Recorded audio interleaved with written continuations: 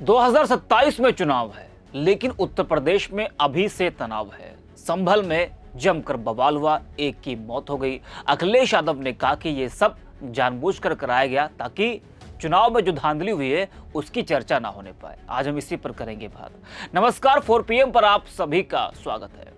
संभल में मस्जिद के सर्वे के दौरान भारी बवाल हो गया, जिसमें एक की मौत की खबर भी सामने आई है।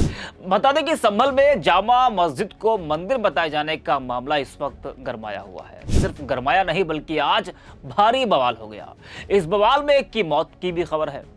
बता दें कि मस्जिद का दोबारा सर्वेक्षण करने के दौरान हंगामा और जमकर पथराव किया गया। पुलिस के कई वाहन फूंक डाले गए। पुलिस ने भीड़ को नियंत्रित करने के लिए आंसू गैस के गोले दागे और लाठीचार्ज किया। इस बीच हालात पर काबू पाने के लिए एसपी संभल कृष्ण बिश्नोई सड़क पर उतर आए। एक वीडियो में वह भीड़ में शामिल उपद्रवियों को समझाते हुए नजर आए। वह उनसे कह रहे हैं कि बेटा, आपका भविष्य बहुत अच्छा है, नेताओं के चक्कर में अपना भविष्य बर्बाद मत करो। संभल एसपी का यह वीडियो सोशल मीडिया पर तेजी से वायरल हो रहा है। जरा आप भी इस वीडियो को देखिए कि संभल एसपी भीड़ से क्या कुछ कह रहा है। अपना भविष्य बर्बाद मत करो इनके चक्कर में, नेताओं के अपने नेताओं के चक्कर में अपना भविष्य बर्बाद मत करो।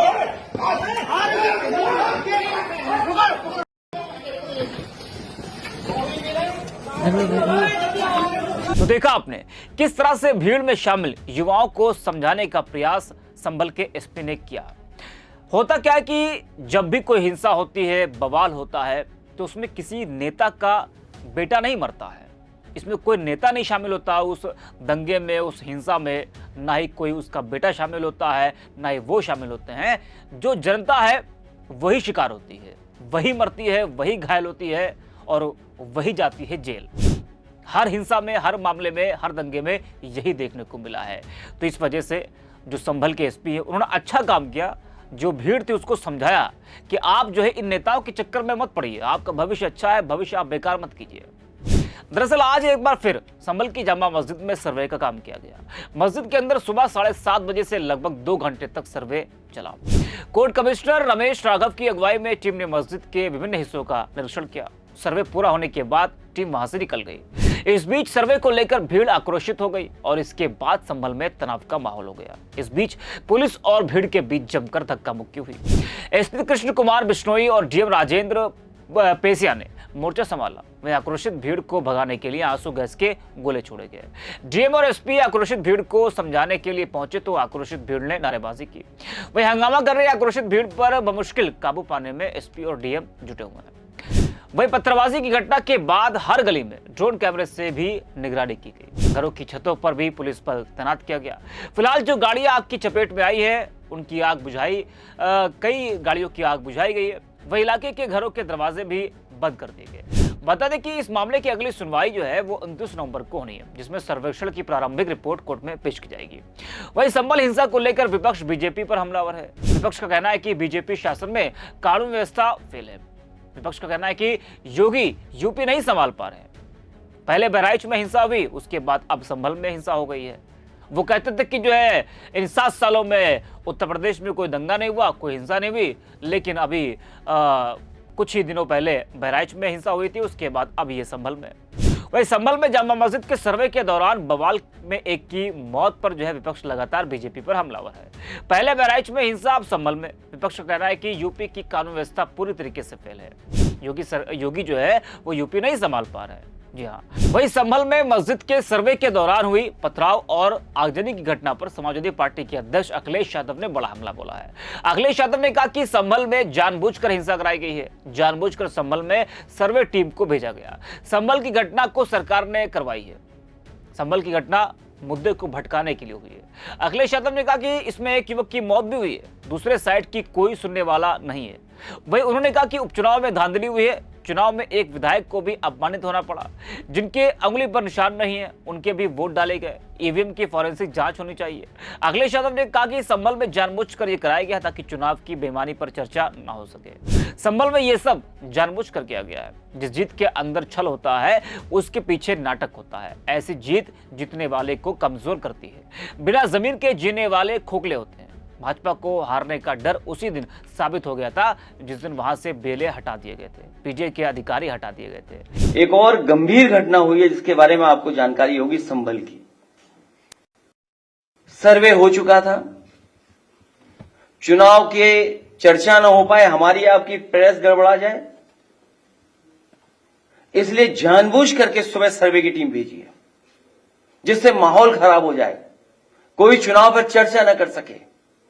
और जो जानकारी मिल रही है उसमें जानकारी है कि कई लोगों को चोट पहुंची है, कई लोग घायल हैं और एक नौजवान नईम उसकी जान चली गई है।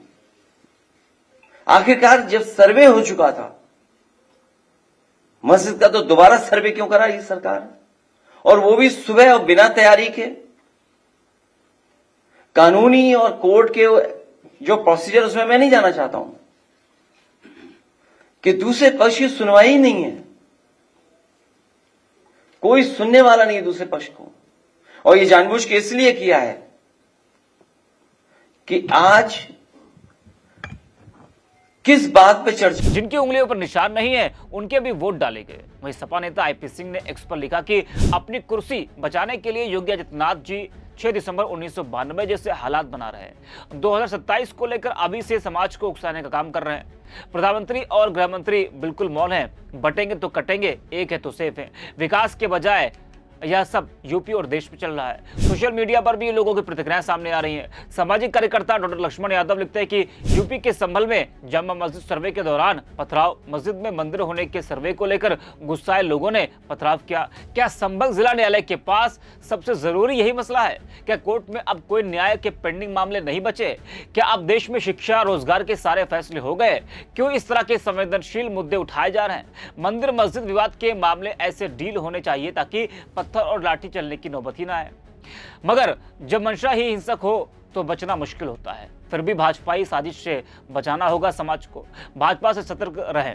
वही शिवम यादव नाम के यूजर लिखते हैं कि देख कबीरा दंग रह गया, मिला ना कोई मीत, मंदिर मस्जिद के चक्कर में खत्म हो गई प्रीत।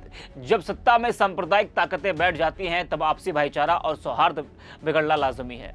संभल में भी कुछ ऐसा ही हो रहा है। हिंदू मुस्लिमों के बीच खाई खुदे दंगा भड़के, इसके पीछे एक सोची समझी साजिश रची जा रही है। संभल के शाही जामा मस्जिद में मंदिर होने का दावा ठोका गया, जिसके बाद तनाव का माहौल बन गया। धनंजय नाम के यूजर लिखते हैं कि संभल यूपी में सांप्रदायिक तनाव के लिए कौन जिम्मेदार है?